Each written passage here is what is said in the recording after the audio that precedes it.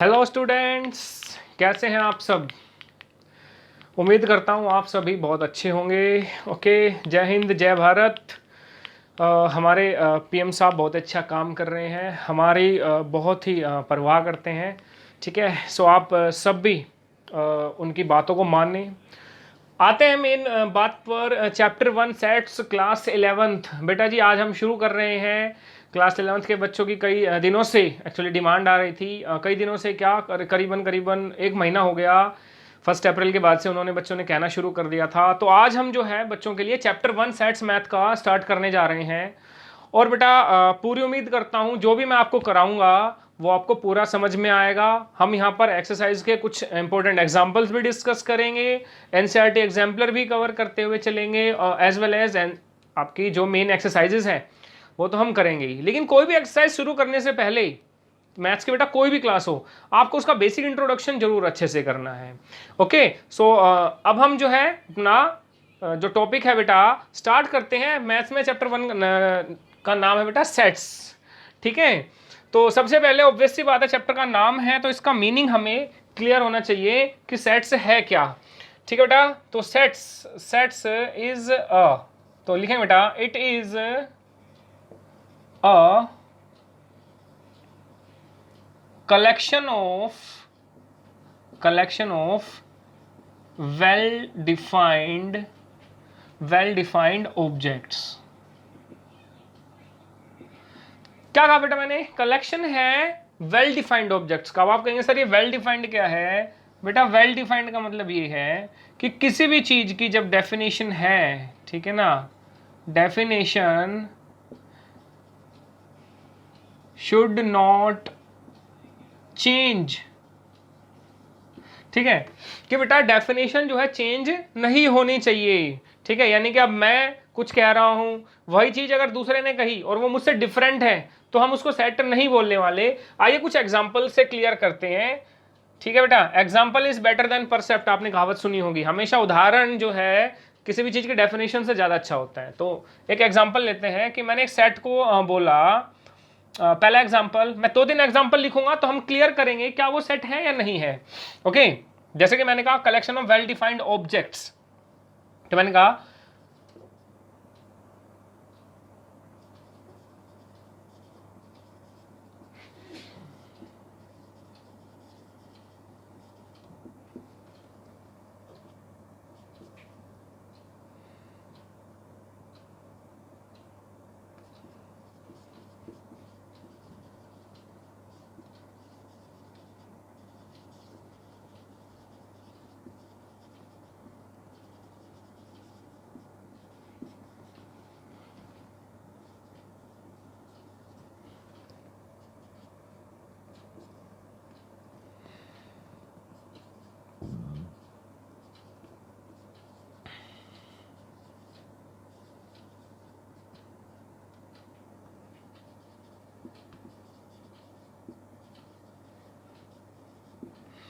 देखिए बेटा मैंने जो है 3 एग्जांपल लिखे हैं अल्फाबेट्स ऑफ इंग्लिश।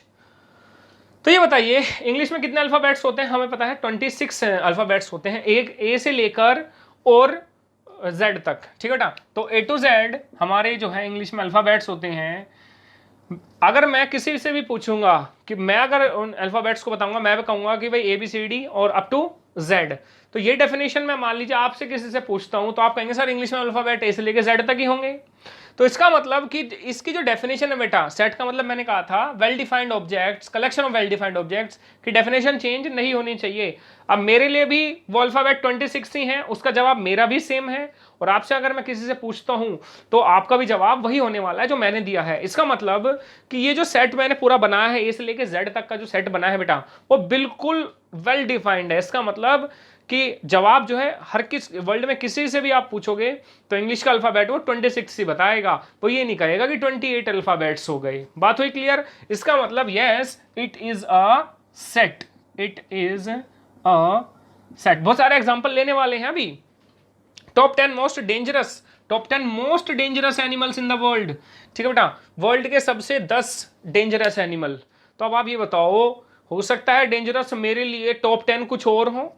ठीक है, मेरा जवाब कुछ और आपका जवाब कुछ, क्योंकि हो सकता है वो सबसे डेंजरस एनिमल मेरे लिए हो सकता है शेर हो, आपके लिए हो सकता है सांप हो, एनाकोंडा, कुछ भी मान लीजिए, ठीक है। तो ये जो top 10 most dangerous animal in the world है, ये जो बेटा, इसमें अगर आप किसी का भी नाम लिखोगे तो वो पर्सन टू पर्सन वो चेंज हो सकते हैं। मेरे लिए टॉप 10 डेंजरस एनिमल कुछ और हो सकते हैं, आपके लिए कुछ और हो सकते हैं। उसके बाद आइए top 5 cricketers in the world. अच्छा, तो मैं इसमें कहना चाहता हूं क्या ये सेट है, तो आप कहेंगे sir it is not a set. क्यों सेट नहीं है? बिकॉज लिस्ट ऑफ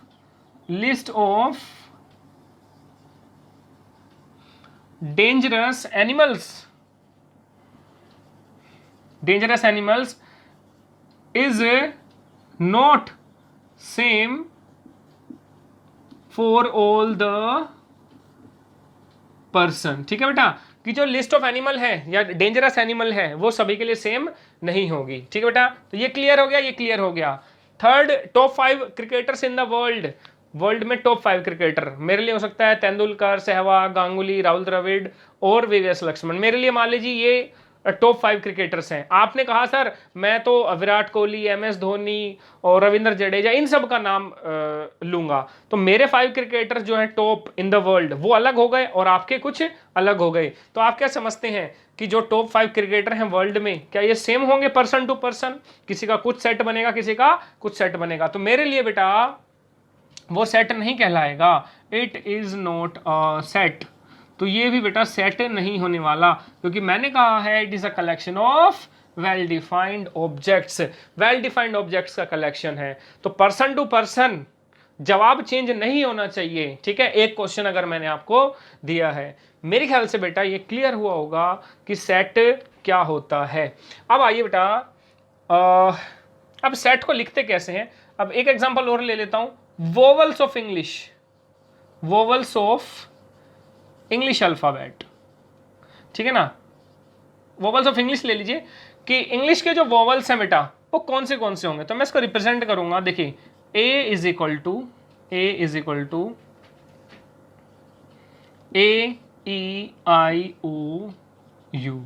सभी बच्चे यही कहेंगे कि सर इंग्लिश में कितने वोवल्स होते हैं, आप कहेंगे 5। कैसे रिप्रेजेंट करेंगे, कुछ ऐसे। ठीक है बेटा, तो किसी भी सेट को हमेशा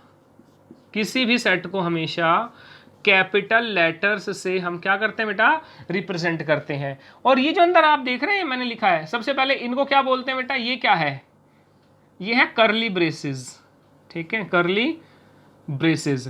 तो जब भी आप, जैसे वोवल्स ऑफ इंग्लिश है वो बेटा हमने किस में लिखे, कर्ली ब्रेसेस में, तो हमेशा ही कर्ली ब्रेसेस में आप रिप्रेजेंट करेंगे। उसके बाद आप ये एलिमेंट देख रहे हो, ए ई आई ओ यू, बेटा हमेशा, अच्छा इनको क्या बोलते हैं, इन पांचों को क्या बोलेंगे बेटा, एलिमेंट्स।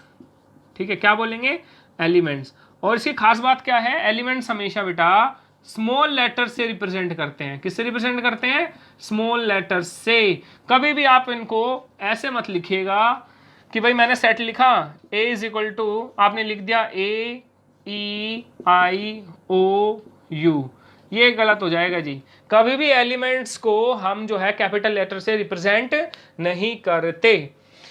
बात आई समझ? तो ये चीज आपने बेटा खास ख्याल रखना है कि हम जो है सेट के जो एलिमेंट्स हैं उसको कैसे रिप्रेजेंट करेंगे। ओके, आगे बढ़े। अब आते हैं बेटा representation of set. Representation of set कैसे रिप्रेजेंट करेंगे आप, या बोल सकते हैं types of representation of sets. Types of representation of sets. ठीक है बेटा, तो पहला मेरा जो टाइप आता है बेटा, यह आता है रोस्टर फॉर्म या टेबुलर फॉर्म। आपने हॉस्पिटल्स वगैरह या स्कूल्स वगैरह में रोस्टर बनते हैं ड्यूटीज के, ठीक है, तो आपने देखे होंगे। तो रोस्टर फॉर्म या टेबुलर फॉर्म। ठीक है बेटा, तो इसमें जो है ये जो मैंने बेटा फॉर्म लिखी थी ना, A is equal to A E I O U. ठीक है बेटा, तो ये जो है मेरा रोस्टर फॉर्म या टेबुलर फॉर्म कहलाती है। ओके, अब इसका एक आधा और एग्जांपल ले सकते हैं, जैसे कि set of first 5 natural number, set of first 5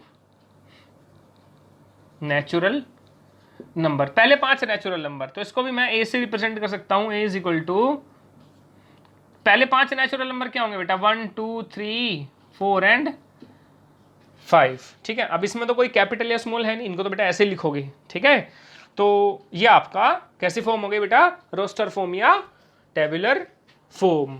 आगे बढ़े बेटा, सेकंड फॉर्म। सेकंड फॉर्म जो होती है बेटा आपकी set builder form, set builder form, यानी कि सेट को बिल्ड करने वाली फॉर्म। ठीक है, कैसे रिप्रेजेंट करेंगे इसको, जैसे अब मैं मेरे को मान लीजिए यही लिखने हो, वोवल लिखने इंग्लिश अल्फाबेट के, तो आप लिखेंगे ए इज इक्वल टू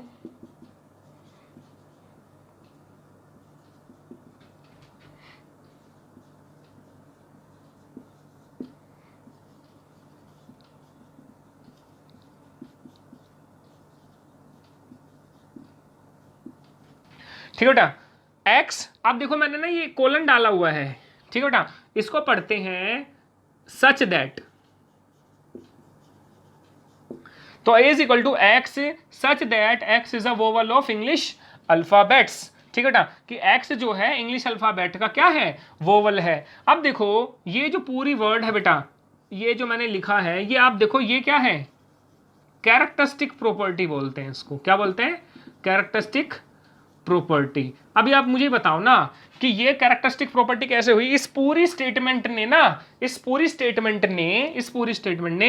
इस एक्स की विशेषता बताई है कि नहीं बताई, कि ये पूरी स्टेटमेंट बता रही है कि एक्स कैसा है, एक्स क्या है, इंग्लिश अल्फाबेट्स का क्या है, एक वोवल है। ठीक है बेटा, अब मैं बोलता हूं मान लीजिए Sonu is a good boy, तो Sonu is a good boy, good boy जो है कैरेक्टरिस्टिक प्रॉपर्टी होगी किसकी, सोनू की। ऐसे ये जो पूरी स्टेटमेंट है इस एक्स की क्या होगी बेटा, कैरेक्टरिस्टिक प्रॉपर्टी होगी। तो पूरे को कैसे पढ़ोगे, A is equal to x is such that x is a vowel of English alphabet. अब देखो ना ये पूरी सेट बिल्डर फॉर्म है। ठीक है, क्योंकि इस पूरे सेट को बिल्ड करेगी। ठीक है, अब आप ये जब लैंग्वेज पढ़ोगे तो आपके दिमाग में क्या आएगा बेटा जी, कि सर इसके बारे में बात हो रही है। किसके बारे में बात हो रही है, इसके बारे में। ठीक है बेटा, तो ये जो है सेट को बिल्ड करने वाली फॉर्म है। ठीक है, और सेट को बिल्ड कैसे कर दिया हमने, ऐसे कर दिया जी। ओके, तो मेरे ख्याल से दोनों फॉर्म आपको समझ में आ गई होंगी। ठीक है बेटा, तो पहले आप इसको 1 मिनट नोट डाउन कर लीजिए।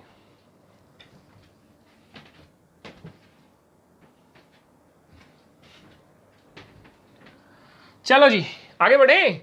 इसको अब मैं बेटा यहां से रिमूव कर देता हूं। एक्चुअली मैं कैमरे की टाइमिंग देख रहा था, कहीं ओवर ना हो जाए, पता लगा मैं बताता ही चला जाऊं और यहां दिक्कत हो जाए।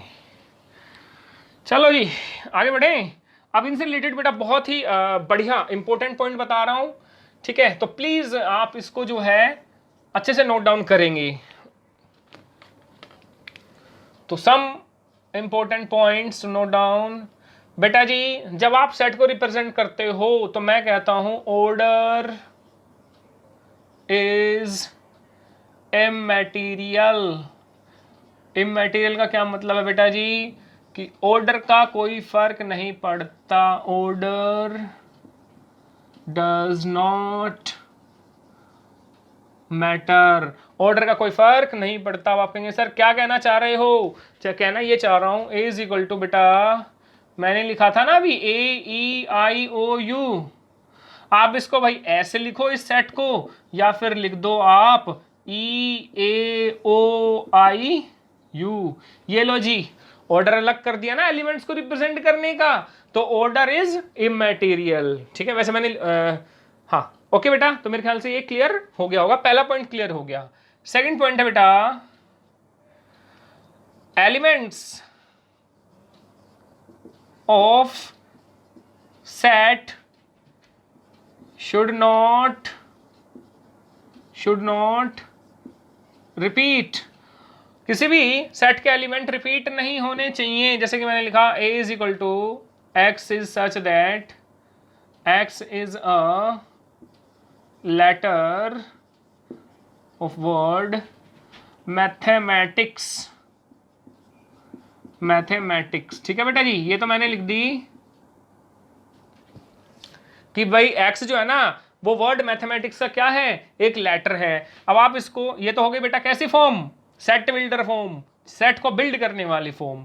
अब जब मैं इसको रोस्टर फॉर्म में दिखाऊंगा तो कैसे दिखाऊंगा कि ये जो है, अब इसके एलिमेंट कैसे दिखाऊंगा, MATHE। अब देखो बेटा m के बाद m दोबारा रिपीट हो गया, तो क्या मुझे यहाँ पे दोबारा m लिखना चाहिए, नहीं लिखना चाहिए। तो जब भी मैं रिप्रेजेंट करूंगा तो लेटर रिपीट, सॉरी एलिमेंट्स को रिपीट नहीं करूंगा। अब बेटा फिर से a आ गया, एक बार a यहाँ आ गया था, एक बार a यहाँ आ गया, नहीं लिखूंगा। t दोबारा आ गया जी, t को भी नहीं लिखूंगा। h दोबारा आ गया जी, ये भी नहीं लिखूंगा। I आया क्या, नहीं आया, I लिखेंगे, C लिखेंगे, I लिखेंगे, C लिखेंगे, S भी लिखेंगे। तो कहने का मतलब है कि जितने भी वर्ड रिपीट हो रहे हैं, यहाँ पे A रिपीट हो रहा है, T रिपीट हो रहा है, ठीक है। मैथमेटिक्स में M भी रिपीट हो रहा है, तो 3 लेटर जो है रिपीट हो रहे हैं, M, A और T मैथमेटिक्स में, तो हम उनको रिपीटेड लेटर्स को नहीं लिखने वाले। थर्ड पॉइंट बेटा, थर्ड पॉइंट आपका कि सेट्स कैन बी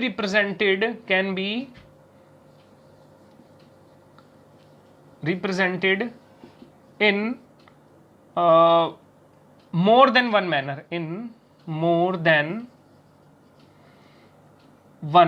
manner, यानी कि एक सेट को ना हम एक से ज्यादा टाइप में रिप्रेजेंट कर सकते हैं। जैसे कि मैंने लिखा a is equal to x is such that x is a natural number, और ऐसे ही बच्चे ने मुझे कह दिया कि ये लो सर, इसी स्टेटमेंट को मैं ऐसे लिख देता हूं, x is such that x is equal to n,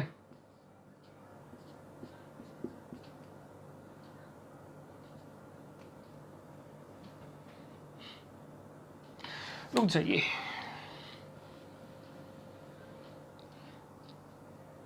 x belongs to n, ठीक है ना, where n is equal to natural number.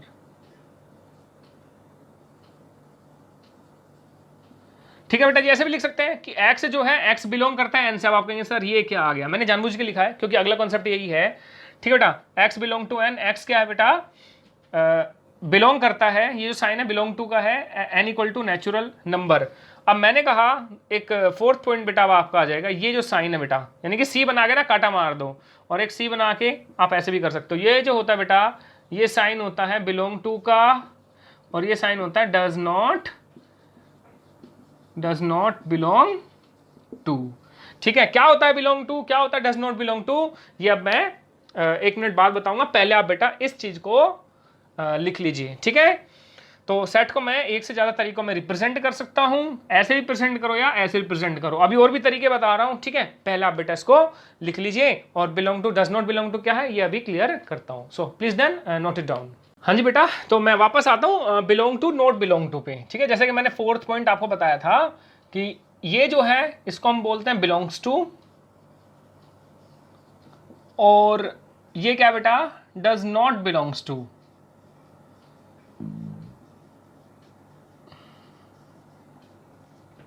तो क्या है, जरा एक एग्जांपल से क्लियर करते हैं।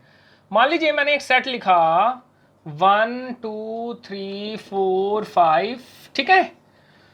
तो अभी देखिए जो वन जो एलिमेंट है वो बेटा इस सेट में है, तो मैं लिखूंगा 1 बिलोंग्स टू ए, ठीक है। क्या 2 इस सेट में है, डेफिनेटली है बेटा, तो 2 बिलोंग्स टू ए। ओके, बात हो रही है क्लियर। 3 इस सेट में है, 3 बिलोंग्स टू ए। अब क्या मैं ये कहता हूं कि 9, क्या 9 इस सेट में है, ए सेट में नहीं है, तो 9 डज नॉट बिलोंग्स टू ए। ऐसे क्या इस सेट में 8 है, तो 8 डज नॉट बिलोंग्स टू ए। क्या 5 है इस सेट में, तो 5 बिलोंग्स टू ए। बात क्लियर हो गई। तो बिलोंग टू का मतलब कोई एलिमेंट क्या किसी गिवन सेट से रिलेशनशिप रखता है तो उसको बोलेंगे बिलोंग टू, अगर रिलेशनशिप नहीं रखता तो डज नॉट बिलोंग टू। तो 1 का ए से रिलेशन है, 2 का ए से रिलेशन है, 3 का ए से रिलेशन है, 9 का ए से रिलेशन नहीं है क्योंकि वो उसकी फैमिली में है ही नहीं। क्या ए फैमिली में है, 9 नहीं है, ठीक है बेटा, बात क्लियर हुई। अब मैंने जो थर्ड पॉइंट बताया था कि हम सेट को या ऐसा बोल सकते हैं कि जो टेबुलर फॉर्म है बेटा, टेबुलर फॉर्म, मैं एक्चुअली थर्ड पॉइंट को वापस रिपीट कर रहा हूं बेटा कि tabular form can be represented, मैं ना इधर वो डाल देता हूं line, can be represented in more than one manner. ठीक है बेटा, कि जो टेबुलर फॉर्म है ना वो हम एक से ज्यादा वे में रिप्रेजेंट कर सकते हैं। कैसे? या फिर ऐसा बोल सकते हैं कि जो सेट बिल्डर फॉर्म है, बल्कि मुझे सेट बिल्डर फॉर्म लिखनी चाहिए, टेबुलर फॉर्म नहीं, मुझे लिखना चाहिए सेट बिल्डर फॉर्म बेटा जी। ठीक है, set builder form, not tabular form, sorry, set builder form can be represented in more than one manner. जैसे क्या कहना चाहता हूं मैं बेटा, 1 4 9 25 सॉरी 16 25 अप टू बेटा मैं चला गया 100। ठीक है, सभी बच्चों को ये सेट देखते ही पता लग गया होगा, सर ये जो 1 है ये 1 का स्क्वायर है, ये 4 है ये 2 स्क्वायर है, ठीक है, ये जो 9 है ये 3 स्क्वायर है, एंड सो ये 4 स्क्वायर, ये 5 स्क्वायर, और ये बेटा 10 स्क्वायर। तो ये बेटा मैंने लिखा क्या, टेबुलर फॉर्म। अब हम जो है, मैंने कहा था सेट बिल्डर फॉर्म को हम एक से ज्यादा फॉर्म में रिप्रेजेंट कर सकते हैं, तो टेबुलर फॉर्म को जरा सेट बिल्डर फॉर्म में लेकर आओ, तो यहाँ पे ना आप सीख जाओगे कि सेट बिल्डर फॉर्म को टेबुलर फॉर्म में, टेबुलर फॉर्म को सेट बिल्डर फॉर्म में कन्वर्ट कैसे करते हैं। हाल फिलहाल ये क्या है बेटा, टेबुलर फॉर्म है, अब इसको सेट बिल्डर फॉर्म में, तो मुझे अगर लिखना हो तो एक बच्चे ने मुझे कहा कि सर क्या मैं वो ऐसे लिख दूं कि भाई a इज इक्वल टू, इसको लिखेंगे सेट ऑफ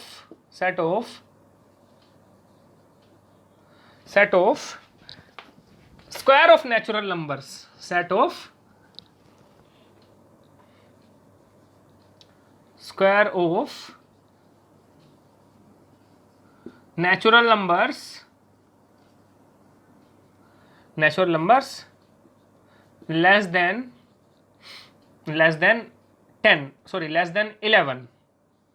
ठीक है बेटा, एक बच्चे ने मुझे कहा कि सर ये ना नेचुरल नंबर क्या, 11 से कम जो नेचुरल नंबर है उनका स्क्वायर है। सही बात है भाई, 11 से कम क्या 10, ठीक है ना, और 10 से 11 से कम सब होते हैं, 1 2 3 4 5 6 7 8 9 10, तो 11 से कम जो भी नेचुरल नंबर है उन सब का स्क्वायर है। ठीक है जी, 11 से कम जो नेचुरल नंबर है मुझे पता है 1 से लेकर 10 तक है, और उन सब का स्क्वायर दे रखा है कि नहीं दे रखा। एक बच्चे ने मुझे कहा कि सर मैं ऐसे लिख सकता हूं, लेकिन दूसरा बच्चा जो कि थोड़ी सी मैथमेटिकल भाषा समझता है या थोड़ा सा ज्यादा क्लोज है, उसने कहा sir x is such that x is equal to n square. ठीक है, फिर उसने लगाया कुछ ना कुछ बेटा कंडीशन बताई, n belongs to n, and भी जोड़ा साथ में, और उसने कहा सर ये देखो n के ऊपर बेटा इसने ये लगा दिया। बताओ क्या ये गलत है बेटा? अब देखो समझो, x is equal to n square मतलब n कोई नंबर है उसका स्क्वायर कर रहे हैं। अब उसने कहा n जो है बेटा बिलोंग करता है किससे, इस कैपिटल n से। अब कहेंगे सर ये कैपिटल n क्या है, ये बेटा कैपिटल n है नेचुरल नंबर। अभी मैं बताने वाला हूं, इन सब की डिनोशन भी बताने वाला हूं इधर, ठीक है, कि n जो है ना वो बिलोंग करता है किससे बेटा, नेचुरल नंबर से।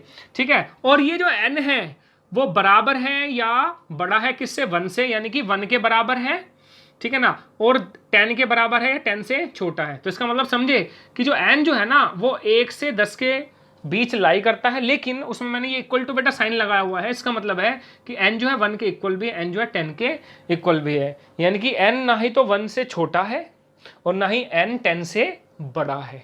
ठीक है बेटा, 1 से छोटा नहीं है, यानी कि 0 नहीं ले सकते इसमें। तो n जो है ना, इसका मतलब है कि n जो है वो 1 से लेकर 1 2 3 अप टू 10। ठीक है बेटा, इसका मतलब है ये कि n जो है 1 से लेकर 10 तक। तो एक बच्चे ने मुझे ये रिप्रेजेंटेशन दी और टीचर ने कहा बिल्कुल फाइन है बेटा। ठीक है, तो स्टैट बिल्डर फॉर्म को हम ऐसे भी रिप्रेजेंट कर सकते हैं। बहुत ही इंपॉर्टेंट पॉइंट बेटा जी, बहुत ही ज़्यादा इंपॉर्टेंट पॉइंट है ये, कि क्या हम सेट बिल्डर फॉर्म को एक से ज़्यादा तरीकों में रिप्रेजेंट कर सकते हैं? डेफिनेटली कर सकते हैं।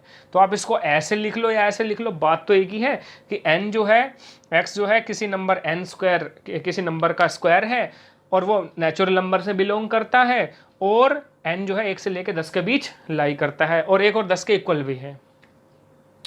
मेरे ख्याल से बेटा ये 2 पॉइंट आपको बिल्कुल क्लियर हो गए होंगे जो मैंने पहले लिखे थे, अब क्लैरिटी आ गई होगी। उसके बाद बेटा आगे बढ़ते हैं, सेट्स ऑफ हम कहेंगे रियल नंबर्स। अब रियल नंबर्स के भी कुछ सेट बनेंगे, ठीक है। जैसे कि सबसे पहले तो आप आते हैं आर को हम बोलेंगे बेटा सेट ऑफ रियल नंबर्स, ठीक है। अब आप कहेंगे सर क्या होते हैं real number?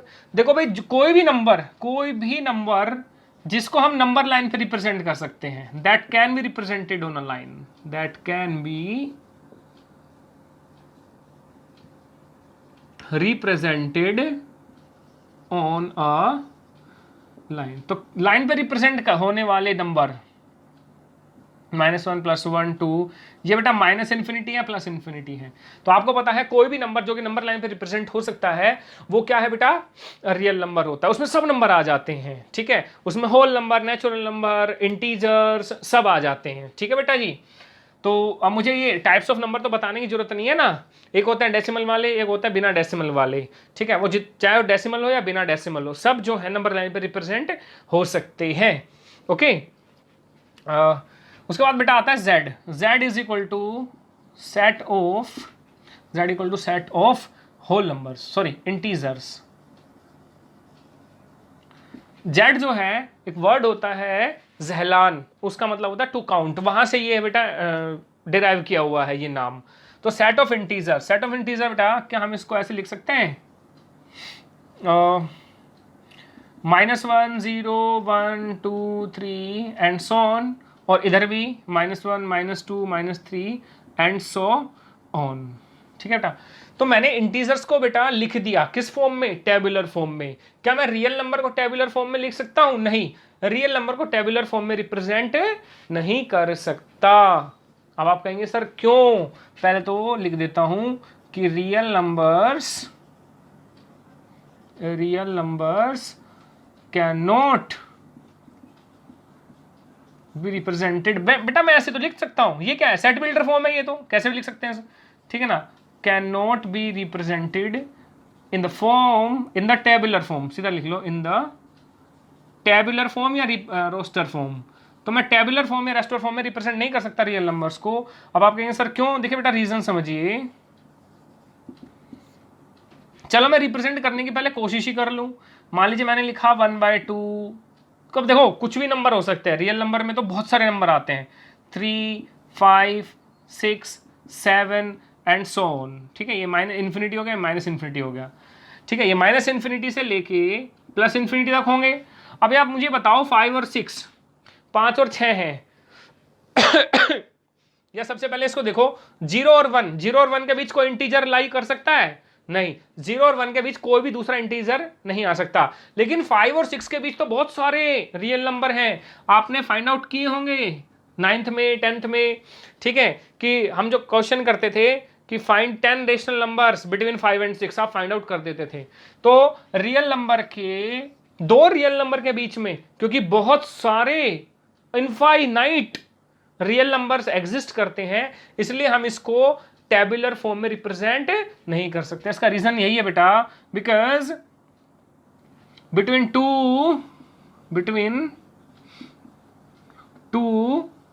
Real numbers there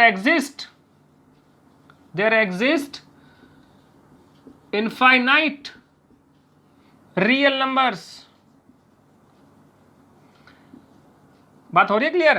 कि दो रियल नंबर के बीच में हम इनफाइनाइट रियल नंबर को क्या कर सकते हैं, फाइंड आउट कर सकते हैं। इसीलिए रियल नंबर को हम बेटा टेबुलर फॉर्म में रिप्रेजेंट नहीं कर सकते, ठीक है। बात हो गई होगी मेरे ख्याल से क्लियर। तो ये हो गया बेटा z को हम set of integers, w is equal to set of whole numbers, और इसको तो लिख सकते हैं हम w equal to set of whole numbers. तो हम इसको बेटा लिख सकते हैं 0 से स्टार्ट होता है, 0 1 2 3 एंड सो ऑन। ये 3 डॉट डाले हैं, ये 3 डॉट क्या होते हैं, इलिप्स बोलते हैं इनको। ये रिप्रेजेंट करते हैं कि सेट जो है आगे प्रोसीड कर रहा है, वहां पर रुका नहीं है। एन मैंने अभी बताया ही था, set of,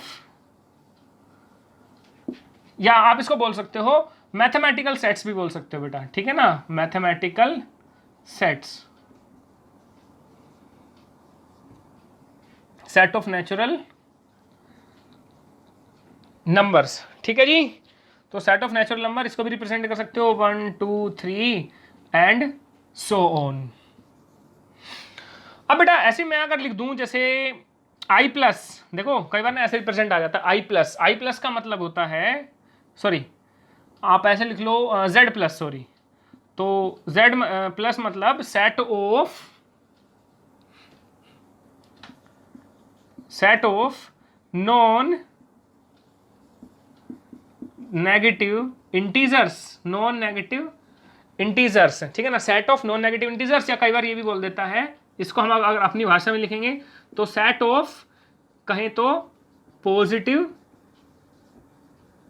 integers, set of positive integers. भाई नॉन नेगेटिव, जो नेगेटिव नहीं होगा वही पॉजिटिव होगा, ठीक है, तो इसको ऐसे भी लिख सकते हैं सेट ऑफ पॉजिटिव इंटीजर्स। ये लैंग्वेज देता है ज्यादातर, नॉन नेगेटिव का मतलब पॉजिटिव, ठीक है। तो इसको बेटा कैसे रिप्रेजेंट कर सकते हैं, z प्लस को 0 से 0 1 2 3 4 5, तो आप कहेंगे कि सर ये तो सेट ऑफ होल नंबर से हो गया। हाँ जी, लैंग्वेज का फर्क है, z प्लस लगा दिया ना, यानी कि वो पॉजिटिव इंटीजर्स की बात कर रहा है। ओके, ऐसे ही बेटा आपका q आ जाता है, q होता है सेट ऑफ रैशनल नंबर्स,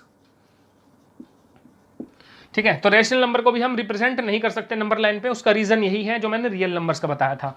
फिर उसके बाद बेटा आ जाता है t is equal to set of irrational numbers, set of irrational numbers. उसके बाद बेटा आ जाता है c is equal to set of complex numbers, t is equal to set of complex number. Complex number आप पढ़ेंगे चैप्टर नंबर 5 में, तो इनके बारे में अभी हम बात नहीं कर रहे, रैशनल इरैशनल बाकी सारे नंबर आपको पता है, ठीक है बेटा। तो प्लस आ जाए, ठीक है ना, जैसे मैंने लिख दिया अभी r प्लस का मतलब क्या है, set of positive real number, set of positive real numbers. Okay, तो प्लस लगने का मतलब है, प्लस या माइनस लगने का मतलब है, ये रिप्रेजेंटेशन आप बेटा 12th क्लास में कई बार आती है, तो इसलिए पहले मैंने बता दिया है यहाँ पे। ओके, हो सकता है यहाँ पे भी आ जाए। तो होप कि बेटा ये कॉन्सेप्ट आपको बिल्कुल अच्छे से क्लियर हो गया होगा। ये सब मैथमेटिकल सेट्स हैं, 1 2 3, इन सब को हम रिप्रेजेंट नहीं कर सकते किस पे, आपके टेबुलर फॉर्म में, क्योंकि ये सब जो है ना रियल नंबर के पार्ट्स हैं, ये भी ठीक है, और कॉम्प्लेक्स नंबर तो खैर है, अलग है ही। तो क्लियर है बेटा, होप कि आपको समझ में आ गया होगा। So till then note it down.